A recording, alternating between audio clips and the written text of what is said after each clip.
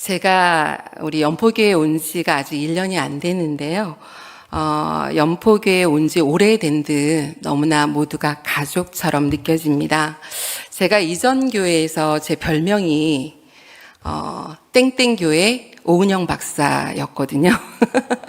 우리 연포교회에서도 제가 오은영 박사가 될 수 있는지 우리 기도해 주시고 저도 기도하도록 하겠습니다. 오늘 강의는 부모됨이란 무엇인가에 대해서 여러분들과 함께 이야기를 나누고 싶습니다.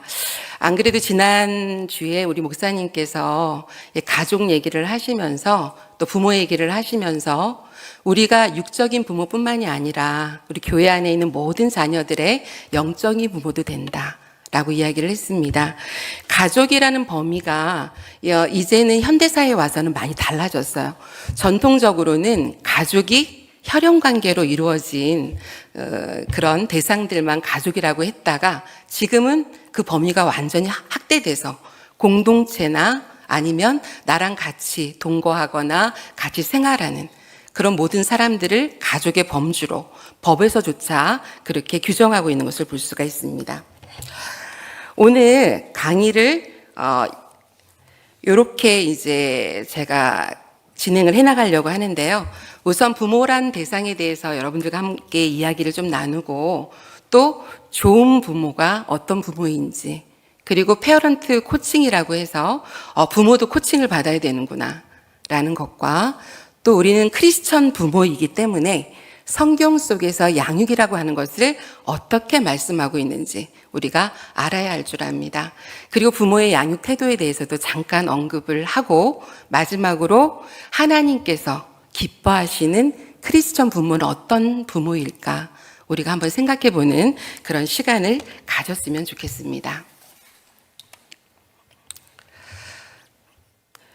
우리가 가족이라고 하면 우리 가족은 항상 우리가 긍정적인 면만 가지고 있는 것이 아닙니다.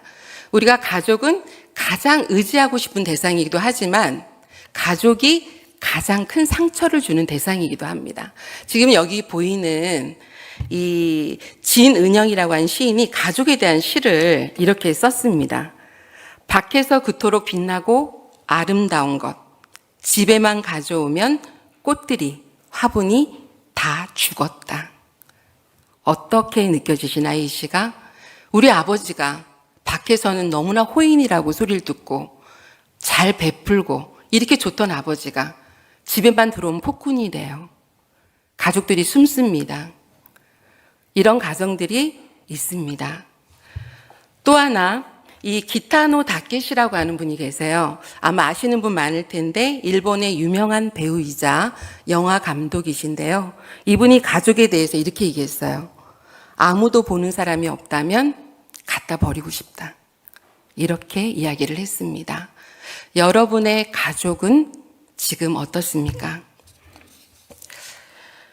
우리가 부모가 되면 어떻습니까? 부모를 연습할 수 있나요? 부모를 연습할 수 없습니다. 우리가 결혼을 하고 가정을 이루게 되면 아이가 생기죠. 우리가 연습하지 않고 우리에게 부모라는 그 직분이 주어집니다. 그리고 부모의 역할도 시행착오를 다 겪어요. 어떤 집은 자녀를 이렇게 하니까 잘 되더라. 당신도 좀 해보세요. 어떻죠? 이 집에서는 맞았는데 우리 집에서는 맞지 않아요.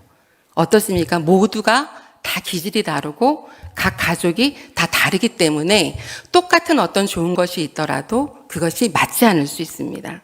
그래서 시행착오를 겪을 수밖에 없습니다.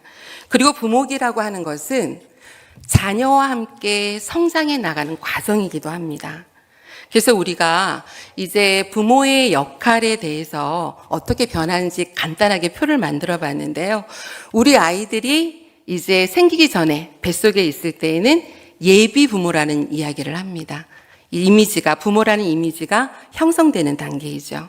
그리고 영아기가 오게 되면 자녀 양육 단계에 이르게 되고 또 우리 아이들이 3살에서 5살 유아기로 가면서 이제 부모님께서는 이 아이가 말귀를 알아들으니까 신호등이 빨갈 때는 건너면 안 돼. 여기서는 뛰면 안 돼. 조용히 해야 돼. 이렇게 부모의 권위를 가지고 아이들을 또 양육하게 됩니다. 또 우리 아이들이 학교를 가는 학령기가 되면 우리 아이들이 이제는 하지 마! 라고 해서 말을 다 듣나요? 자기의 생각이 있어서 어떨 때는 부모 말을 잘 안 들어요. 그럴 때 우리 부모님들은 설명하고 설득해야 됩니다. 그리고 이제 청소년기가 오고 또 우리 자녀들이 더 많이 성장하게 되면 부모님들은 자녀하고도 의논을 해요. 상호 의존 단계에 이르게 됩니다. 그리고 이제 성인이 된 자녀가 부모님을 떠나보내는 단계에 이르게 됩니다. 이것을 조금만 구체적으로 얘기를 하게 되면 영아기를 0에서 2세까지를 우리가 이제 자녀 양육 단계로 보는데 이때 이제 부모님과 아이와 자녀와의 애착이 형성이 됩니다. 이때 아이가 얼마나 부모의 사랑을 안정적으로 받았냐에 따라서 이 아이가 불안한 아동기를 보낼 수도 있고 불안한 아동기를 보낼 수도 있습니다. 3세에서 5세가 되면 우리 아이들은 부모님을 세상에서 가장 존경하는 모델로 생각을 한다고 합니다. 제가 요즘은 보게 되면 아까 오은영 박사님 얘기를 했지만 요즘 아주 유명하신 강연가들이 되게 많아요. 뭐 김창옥 선생님, 뭐 김미경 선생님, 뭐 이호선 교수님, 방송에도 굉장히 많이 나오시는 많은 분들이 부모 교육도 하고 있습니다. 근데 제가 김미경 그 선생님의 강연을 잠깐 듣다가 이런 얘기를 들었어요. 3살짜리 아이가 물을 쏟았어요. 3살이니까 이제 유아죠. 이 유아인데 엄마가 물 쏟는 걸 못 봤는데 아이가 휴지를 뽑아서 이 물기를 닦았어요. 닦았는데 2명의 이제 엄마가 반응을 하는 겁니다. 첫 번째 엄마는 이 물을 닦고 있는 아이를 보면서 아유, 우리 아기. 엄마 도와주는구나. 너는 참 엄마를 잘 도와주는 아이구나. 하면서 혼내지 않고 칭찬을 했어요. 이 3살짜리 아이 마음속에 뭐가 자리할까요? 나는 엄마를 도와주는 사람이야. 이렇게 자리하게 돼요. 또 한 명의 엄마는 물을 닦고 있는 아기를 보고 내가 그럴 줄 알았어. 엄마가 물 들고 돌아다니지 말랬지. 하면서 막 혼을 냅니다. 이 아이의 마음속에는 어때요? 나는 엄마한테 혼나는 아이.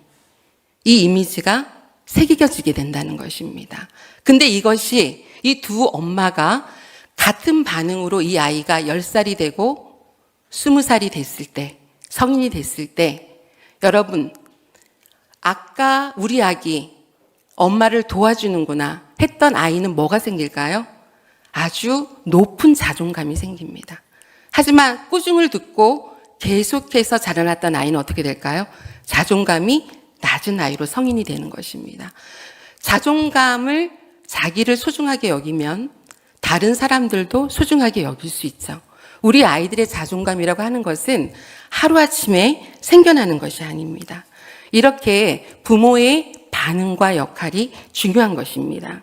또한 우리 아이들이 이제 아동기를 거치고 청소년기로 가면서 상호 의존 단계가 된다고 말씀을 드렸었는데 이 시기에는 우리가 부모님들이 아이들에게 동기를 제공하게 됩니다. 예를 들면 이렇게 왜 너가 공부를 해야 되는지, 왜 학교에 다녀야 하는지, 아니면 이 일을 왜 하면 안 되는지에 대해서 동기를 부여해주는 이 시기가 이제 부모의 역할이라고 할 수가 있는데요.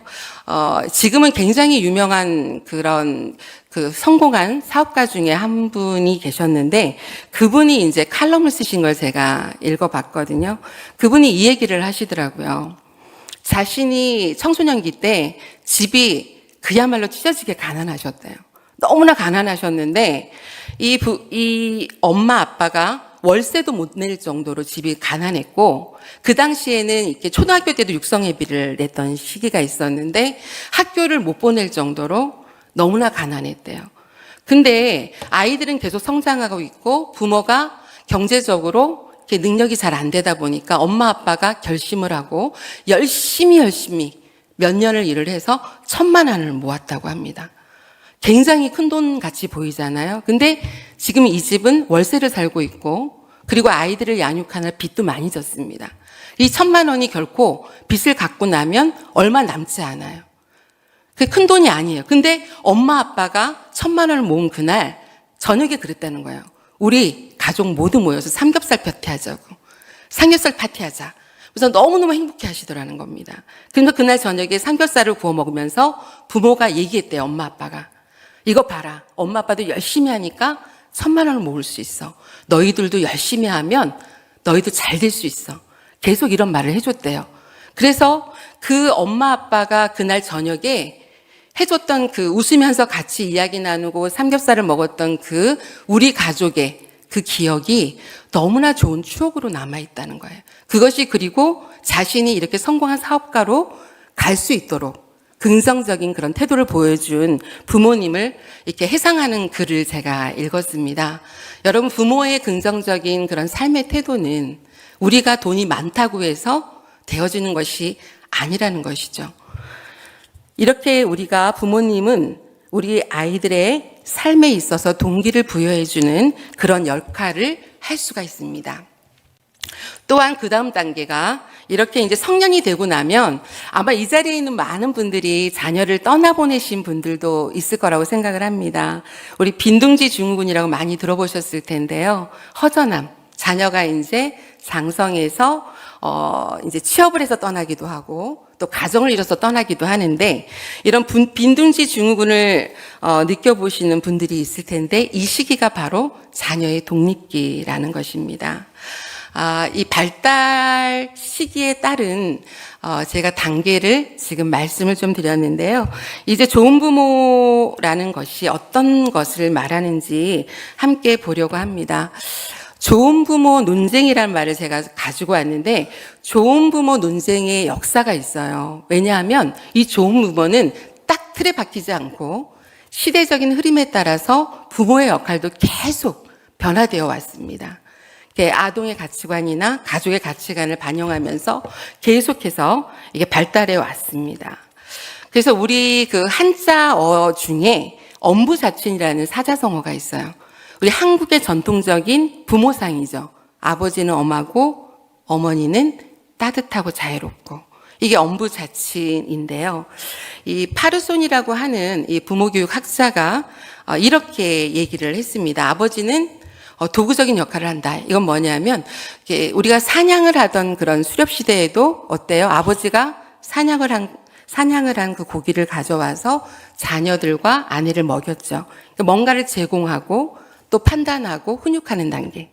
그리고 어머니 같은 경우는 이제 표현적인 역할이라고 해서 정서적인 면을 많이 감당하고 이제 헌신적이고 모성애를 가지고 부모 역할을 한 것을 알 수가 있습니다.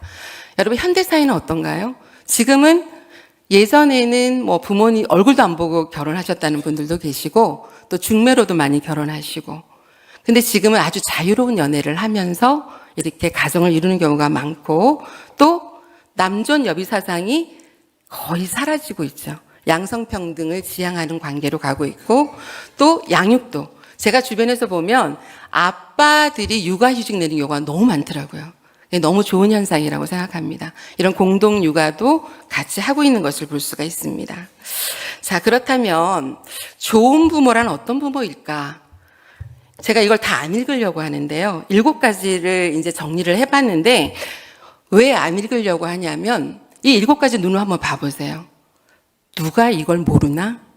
라는 생각이 드실 수 있을 것 같아요. 좋은 부모는 이렇지. 근데 왜 제가 7가지로 정리해서 왔을까요? 여러분, 이게 부모 역할의 베이직, 기본이 되는 것인데 기본기가 안 된 부모가 너무나 많다는 거예요. 하나 예를 들면 여러분들 지금도 우리가 뉴스나 방송을 보면 아동학대 사건이 끊이지 않죠.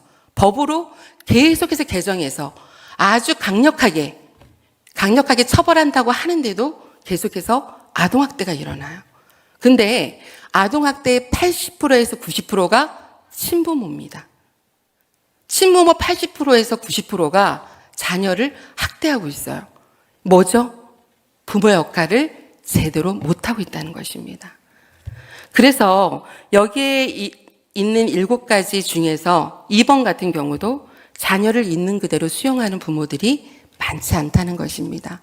물론 부모의 욕심도 있고 네가 잘 되기를 원해서 내가 이렇게 하는 거야 라고 이야기할 수 있지만 그것이 자녀에게 독이 되는 경우가 많다는 것입니다. 페어런트 코칭이라고 하는 게 있는데요. 이거는 이제 해석하면 부모 코칭이에요. 제가 앞서서 말씀드렸던 것처럼 부모도 코칭을 받아야 된다라고 제가 말씀을 드렸는데 아마 이 코칭, 감정 코칭이란 말도 들어보셨을 거고 이 부모 코칭이란 말을 들어보신 분도 있으시리라고 생각이 듭니다. 자, 세상의 일반적인 부모들이 지켜야 되는 부모 교육의 내용들도 굉장히 많아요. 근데 여기에 앉아 계신 우리 부모님들은 크리스천 부모죠. 크리스천 부모들은 일반적인 세상의 부모들보다는 한 가지를 더 자녀들을 위해서 노력하셔야 됩니다. 일단 한번 보시면 첫 번째는 부모가 자신의 소명, 부모로서의 소명도 찾고 자녀에 대한 소명도 찾게 합니다. 그래서 함께 성장할 수 있어야 되고요. 두 번째 같은 경우는 부모가 이제 에너지도 넘치고 창의적이고 충만한 삶을 살면 좋죠. 근데 여기에 임파워먼트라고 하는 단어가 나옵니다.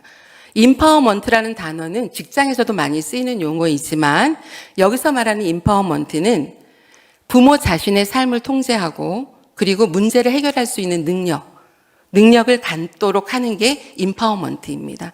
우리 아이들도 자신들의 삶을 개척해 가면서 임파워먼트한 그런 삶을 살아갈 수 있도록 부모가 도와줘야 된다는 것입니다.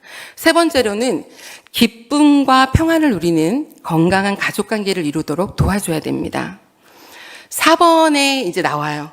우리가 크리스천 부모로서 한 가지를 더 해야 되는데 자녀의 올바른 성장을 위해서 신체적인 발달, 정서적인 발달, 인지 발달, 사회 발달 여기까지가 일반적인 부모들에게 우리가 교육하는 내용이에요. 한 가지 마지막이 뭐죠? 영적 발달입니다.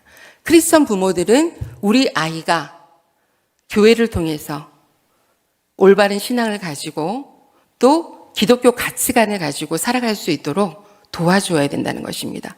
그래서 세상의 부모보다는 훨씬 더 부지런하셔야 됩니다.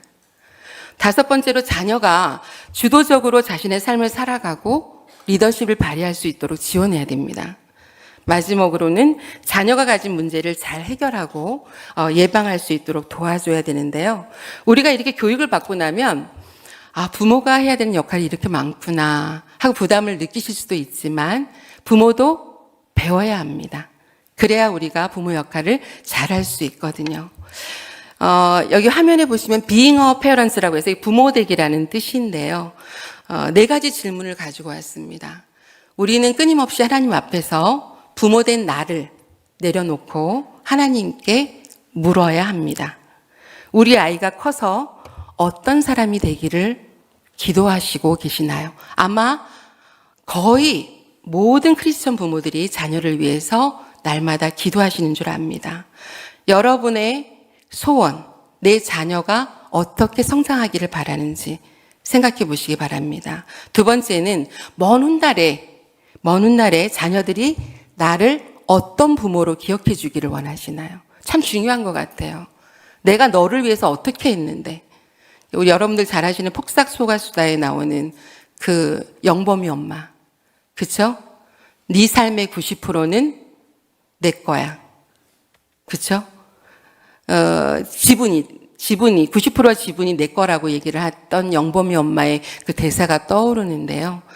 그렇게 자녀를 성장시키면 자녀가 불행해집니다. 여러분 3번 같은 경우 여기에 앉아 계신 분들 중에 90세가 넘으신 분들이 몇 분이 계실지 잘 모르겠는데 90세가 된 내가 지금의 나에게 어떤 조언을 해줄 수 있을까요? 한번 생각해 보세요. 여러분 아직 90이 되지 않으신 분들은 부모로서 부모의 역할은 끝이 없죠. 내가 숨을 거두기 전까지 하나님 나라에 갈 때까지 계속해서 부모의 역할이 있습니다. 나에게 어떤 조언을 해줄지 한번 물어보셨으면 좋겠고요. 마지막으로는 하나님께서 나에게 어떤 말씀을 해주실까요? 너 부모 역할 잘하고 왔니? 라고 하실까요? 한번 우리가 생각해 봤으면 좋겠습니다. 이제 성경 속에 나오는 양육에 대해서 한번 말씀을 나눠보고자 하는데 제가 오늘은 여러분들이 이해하기 쉽게 메시지 성경에 있는 조금 풀어놓은 성경을 가지고 왔습니다. 그래서 신명기 6장 1절에서 8절 말씀에 이런 내용이 있는데 좀 길지만 우리가 같이 한번 선포하듯이 같이 읽어보면 좋을 것 같아요. 자, 준비되셨죠? 시작. 오늘 내가 여러분에게 전한 이 계명을 여러분 마음에 새기십시오. 이 계명이 여러분의 마음에서 떠나지 않게 하고 여러분 자녀의 마음에 떠나지 않게 하십시오. 집에 앉아 있을 때나 길을 걸을 때나 어디에 있든지 이 계명에 대해 이야기하십시오. 아침에 일어나는 순간부터 밤에 잠자리에 드는 순간까지 이 계명에 대해 이야기하십시오. 하나님의 말씀이 우리가 어떻게 자녀를 양육해야 되는지 성경 말씀 속에 다 들어 있습니다. 부모가 크리스천 부모로서 일어나는 순간부터 밤에 잠자는 순간까지 하나님의 말씀에 대해서 이야기하라고 하나님께서는 말씀하고 계십니다. 자, 그렇다면 잠언 3장 5절에서 7절 말씀을 함께 보려고 하는데요. 잠언 3장에서 5절, 7절도 우리가 같이 한번 선포하듯이 읽어보겠습니다. 시작. 온 마음으로 하나님을 신뢰하고 무슨 말이든 내 멋대로 이해하려 들지 마라.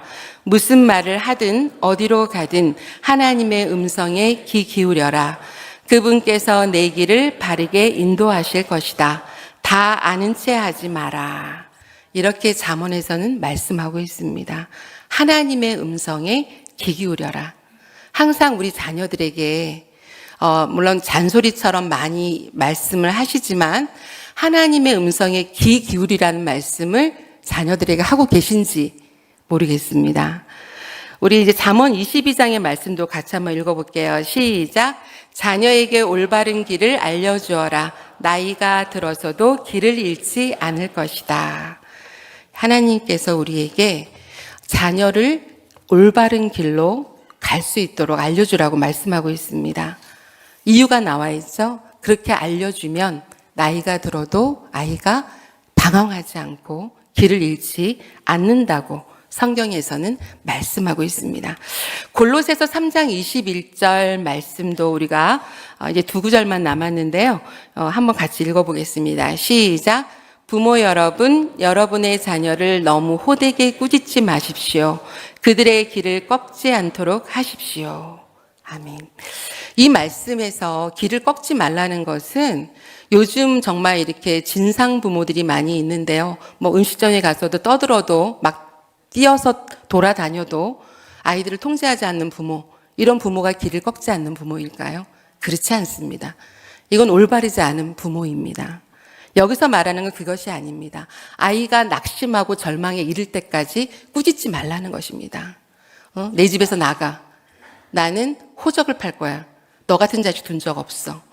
아이들의 마음속에 못을 박는 그런 상처 주는 말을 하지 말라는 말씀입니다. 마지막으로 에베소서 6장 4절의 말씀을 같이 한번 읽어보겠습니다. 시작. 아버지 여러분, 자녀를 호되게 꾸짖어 노엽게 만들지 마십시오.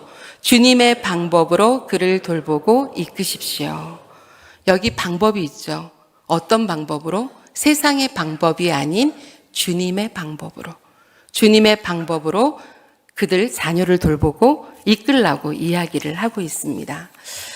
제가 잘못된 자녀 양육 방식들에 대해서 잠깐 언급을 하려고 합니다. 우리가 이제 자녀를 장성하기까지 양육을 하신 부모님들도 있고 아직 학령기에 있는 자녀를 두신 부모님도 계시고 하실 텐데요. 잘못된 자녀 양육 방식에는 굉장히 많은 경우가 있지만 제가 몇 가지만 가지고 왔습니다. 자녀가 명함이라는 것은 뭐죠? 내가 이루지 못한 꿈을 너가 대신 이루어줬으면 좋겠다. 아이는 유튜버가 되고 싶은데 너는 선생님이 돼야 돼. 너는 의사가 돼야 돼. 하면서 비싼 과외와 학원에 보내는 그런 부모님들이 분명히 계시죠. 그건 뭐죠? 내 자녀를 자랑하기 위해서, 부모의 욕구를 충족하기 위해서 그렇게 자녀를 양육하시는 분도 계시다는 것입니다. 두 번째는 고지가 바로 저기다. 이건 뭡니까? 계속해서 끊임없이 경쟁시키는 거죠. 우리가 간혹 뉴스에서 보게 되면 아이가 계속 2등만 해요. 1등 하고 싶은데 자기도 밤잠 안 자고 열심히 공부했는데 1등을 못 이기는 거야, 이 아이가. 근데 부모는 너가 2등을 했으면 1등도 할 수 있어. 계속해서 아이를 계속해서 강압적으로 계속해서 푸시를 합니다. 근데 이 아이가 결국은 어떻게 됐을까요? 뛰어내렸죠. 이렇게 부모의 욕심으로 자녀가 가진 그 힘든 부분들을 갖다 수용하지 못하고 계속해서 강압적으로 푸시하고 아이를 낭떠러지로 밀어 떨어뜨리는 그런 부모님들도 계시다는 것입니다. 세 번째는 더더더 방식인데 너무 많죠. 우리 아이들이 더 공부를 잘할 수 있다면 이 학원 저 학원. 제가 상담을 굉장히 한 20년 동안 상담을 하면서 학교 상담도 제가 많이 나가기도 하고요. 부부 상담도 하기도 하는데 보게 되면 아이들이 너무너무 이제 그 아이들의 일과를 보면 제가 마음이 아파요. 초등학교 2학년인데 저녁 8시에 집에 들어가요. 학원을 돌다가. 2학년이 감당할 수 없는 시간이에요. 왜냐하면 다른 아빠들도 퇴근 시간이 6시인데 이 아이는 8시에 퇴근을 하는 거예요. 학원을 돌다가. 이 아이가 가진 어떤 그런 삶의 무게, 8살, 9살짜리가 가져야 되는 그런 부분들을 보면서 굉장히 마음이 아팠는데요. 물론 부모님이 맞벌이를 하시고 힘든 상황에 있는 것을 알지만 그럼에도 불구하고 아이들이 너무너무 가기 싫대요. 방과 후, 학원 이런 데 너무너무 가기 싫은데 계속 돌리는 거예요. 몇 개의 학원을 계속 돌리면서 더더더 공부해. 공부해서 너가 잘 돼야 돼. 이런 방식의 양육은 우리 아이들을 고통스럽게 합니다. 마지막으로는 넌 가만히 있어. 내가 다 해줄게. 이렇게 됐을 때 어떻게 될까요? 우리 아이들은. 우리 엄마가 다 해줘. 아주 좀 몇 년 전이었어요. 팬텀싱어라고 하는 그런 뭐라고 할까요? 경쟁하는 이거는 가수나 노래가 아니고 성악하신 분들이 많이 지원해서 대결을 하는 그런 프로였는데 예선을 치를 때 이 아들의 나이가 26이었거든요. 26인데 엄마가 쫓아왔어요. 예선하는데 쫓아왔는데 이 엄마가 이제 분장실에도 들어오고 저기저기 다 들어오시는 거예요. 근데 봤더니 아들이 26 됐는데 넥타이도 하나 멜 줄 모르고 엄마가 하나부터 10까지 다 해주는 거예요. 옷 입는 거, 물 갖다 주고. 그러니까 정말 이 방송에 비춰지는 것만 봐도 엄마가 없이는 아무것도 못하겠구나 라고 느껴지는 그런 참가자가 있었는데 그 생각이 좀 나는데요. 이렇게 부모에게 의존적인 자녀는 성장하게 되면 어떻게 될까요? 다른 사람들이 내 욕구를 충족해주지 않을 때 분노하고 남 탓을 많이 하고 핑계를 많이 대는 그런 사람으로 자라나게 될 것입니다.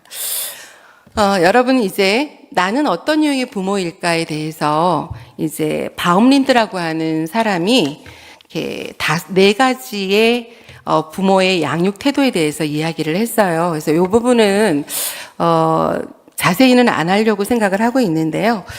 민주적인 부모와 권위주의적인 부모, 또 허용적인 부모와 무관심한 부모가 있습니다. 우리가 이렇게 부모 앞에 붙어 있는 수식어만으로도 어떤 부모인지 다 아실 거라고 생각을 하는데요. 민주적인 부모 아래에서 양육된 아이는 책임성도 강하고 사회성도 있고 또 긍정적인 자신감을 갖게 됩니다. 하지만 권위주의적인 부모, 요즘 많지 않지만 제가 상담을 해보니까 아직도 많아요. 아직도 권위주의적인 부모가 많습니다.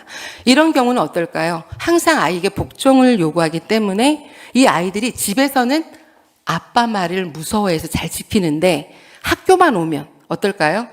우리 아빠가 없기 때문에 아이가 모든 걸 많이 무시해요. 학교 규칙도 무시하고 선생님 말도 안 듣고 악순환입니다. 집에 가면 아빠를 학교로 부르면 어떻게 되죠? 이 아이는 집에 가면 맞아요, 아빠한테. 학교에서 그러지 말랬지. 근데 학교에 오면 아빠가 없으니까 그때 또 자유로워지는 거예요. 이게 상반되는 그런 행동들을 많이 보이게 됩니다. 허용적인 부모는 자칫 좋아 보이죠. 굉장히 아이가 자유롭고 이럴 것 같지만 너무 허용적일 때에도 이 아이도 어떻습니까? 내가 지켜야 되는 것을 무시하거나 제멋대로 행동하는 아이가 될 수 있다는 것입니다. 가장 나쁜 부모가 무관심한 부모이겠죠. 그래서 이 아이들은 자라나면서 자기 통제력도 없고 문제 행동을 많이 보이게 됩니다. 우리 여기에 앉아 계신 분들은 어떤 유형의 부모일까요? 한번 생각해 보셨으면 좋겠습니다. 이제 강의를 막바지를 향해서 가고 있는데요. 저는 솔직히는 이 강의를 준비하면서 하고 싶은 얘기가 참 많았습니다. 제가 부모 교육을 많이 하고 다니는데 여러분들에게 많은 것들을 알려드리고 나누고 싶다는 생각이 많이 들었지만 그것도 참 욕심이겠다라는 생각이 들어서 우리 자녀들에게 우리 자녀가 부모에게 원하는 거, 가장 원하는 게 뭘까? 이 생각을 해봤거든요. 함께 보내는 시간일 것 같다는 생각이 좀 들었어요. 제가 여기 보석 같은 순간, 보석 같은 부모라는 단어를 사용을 했는데요. 보석 같은 순간, 우리 아이들이 계속 성장하잖아요. 가장 안타까운 게 뭐냐면 아빠들이 한참 열심히 일할 때 40대, 30대 후반에서 40대, 50대로 갈 때 우리 아이들은 계속 학령기에 있을 때가 많잖아요. 중고등학교를 다닐 때. 그때 아빠 얼굴을 못 본 애들이 굉장히 많거든요. 아빠가 일하느라고 막 아이들 잘 때 들어오거나 아침 새벽에 일찍 나가거나 아이들의 성장 과정을 지켜보지 못한 아버지. 저는 아버지들이 참 불쌍하다는 생각이 좀 들었거든요. 그래서 지금은 현대사회로 오면서 아까 초기에 제가 말씀드렸던 것처럼 아빠들이 육아휴직을 많이 하는 시대에 지금 우리가 살고 있습니다. 얼마나 다행인지 몰라요. 아빠들이 자녀의 성장을 함께 할 수 있고 지켜볼 수 있다는 것은 축복이라고 생각합니다. 마지막에 보석 같은 부모를 보면 하나님과 자기 자신 그리고 자녀를 포함한 우리 이웃과도 통하는 부모, 자녀의 발달 단계를 또 이해하고 앞으로 계속되는 이 변화되는 사회 속에서 정말 글로벌한, 그냥 우리나라에만 국한된 것이 아니라 글로벌한 크리스천 리더를 세우는 우리 부모가 됐으면 참 좋겠다는 생각이 듭니다. 이제 마무리를 할 건데요. 하나님께서 기뻐하시는 크리스천 부모는 어떤 부모일까? 다른 건 다 잊어버리셔도 지금 것은 내가 지금 조부모, 손자, 손녀를 돌보고 있거나 손자, 손녀가 있으신 분들도 함께 부모의 범주에서 함께 실천하셨으면 좋겠다는 생각이 듭니다. 부모 자신이 하나님과의 관계를 가지고 소명을 이루는 삶을 살아가야 됩니다. 내 자신이 하나님 관계가 올바르지 않으면 우리는 하나님 앞에서 부끄러운 부모가 될 수밖에 없어요. 왜냐하면 우리의 모습을 보고 우리 자녀들이 그대로 닮아가기 때문입니다. 두 번째는 우리 자신이 연약한 것을 인정해야 돼요. 한 가지 예로 제가 자녀를 키우던 시기에 그때 제가 X세대라고 불렸거든요. X세대였는데 그때 오은영 박사님 같은 그런 분들이 방송에 나와서 부모 교육을 할 때 뭐라고 하셨냐면 제가 첫째 아이를 키울 때 그 아기가 태어났을 때 방송에서 그걸 보고 실천을 했거든요. 어떤 걸 실천했냐면 아이를 같이 자지 말고 아이하고 같이 자지 말고 아이를 딴 방에다가 놓고 아이가 울어도 밤에 가지 말래요. 그 박사님이. 그래야 아이가 독립심이 생기고 그 아이가 오히려 더 모든 걸 다 들어주지 않을 때 아이가 올바르게 성장할 수 있다는 거예요. 그 새벽에 아이가 울어도 안 갔어요. 그 박사님 말을 듣고. 나중에 제가 뭘 깨닫게 됐냐 하면 아무리 박사라고 해도 그때 시대의 박사들이 했던 얘기들이 옳지 않더라고요. 적용해 보니까 우리 아이들을 그때 울 때 가서 달려가서 안아주고 더 안아주고 같이 있어주고 했어야 되는데 그 박사님들이 너무 높게 보여서 그분들이 하는 얘기들을 따라서 했는데 그게 우리 아이에게 부정적인 영향이 간 거죠. 그래서 저는 부모 교육의 정도가 우리 아이들의 기질이나 여러 가지 상황에 볼 때 물론 우리가 귀 기울여 들어야 되는 부분도 있지만 맹신적으로 믿어서 그걸 꼭 따라하라고 저는 말씀드리고 싶지가 않더라고요. 하지만 우리는 크리스천 부모이니까 하나님의 말씀대로는 해야 돼요. 그래서 매 순간 내가 부모로서 연약해서 우리 아이를 놓고 울 때가 있잖아요. 왜 이렇게 뜻대로 안 될까? 그때 매 순간 성령의 인도하심을 구하면서 우리가 나가야 된다는 것입니다. 크리스천 부모는 예수님을 가정의 주인으로 모시고 자녀와 함께 기쁨과 평안을 누리면서 살아가야 됩니다. 네 번째가 중요한데요. 자녀의 기질이 다 다르다고 말씀드렸습니다. 제가 상담을 하다 보면 ADHD라고 분류된 아이들을 상담하게 될 때 보면 증상이 비슷하지만 각자 개성도 다르고 아이들이 성장된 양육도 다르기 때문에 같은 ADHD라고 할지라도 다 달라요. 정말 다 달라요. 그 아이들에게 프로그램을 적용하거나 치료를 할 때는 다 다른 방식으로 해야 돼요. 이것처럼 우리의 자녀들은 다른 집의 자녀와 다르다는 것을 인정하고 발달 단계를 우리가 이해하면서 이제 성장시킬 수 있도록 해야 됩니다. 제가 처음에 얘기한 것처럼 세상 부모님들, 세상에 있는 우리 부모들은 아이들의 신체와 정신과 사회에 대해서 발달에 신경 써야 되지만 크리스천 부모들은 뭐가 한 가지 더 있다고 했죠?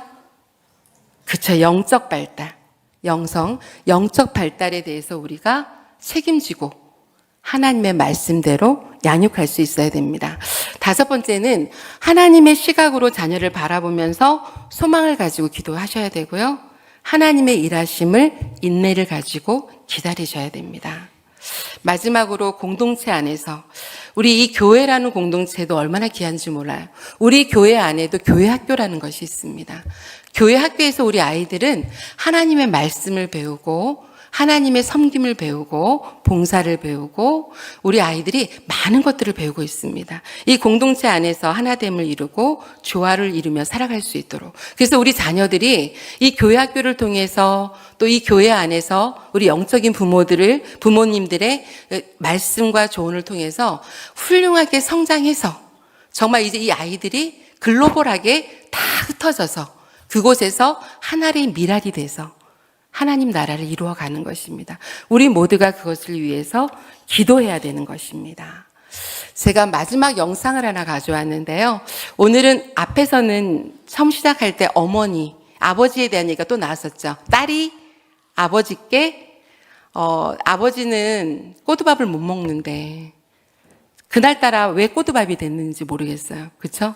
그랬습니다. 그래서 너무나 이렇게 마음 아파하는 그런 영상을 보셨는데 오늘은 제가 아까도 아빠들의 치근한 면에 대해서 이야기를 했는데 이 영상을 보시면서 자녀가 아빠가 됐어요. 근데 자녀가 아빠가 됐는데 아빠가 돼 보니까 우리 아이가 너무나 사랑스럽고 좋아요. 그래서 우리 자녀밖에 안 보여요. 나를 성장시키고 키워주신 아버지가 안 보여요. 아빠가 아빠에게 동영상을 보시면서 제 말씀을 마무리하고자 합니다.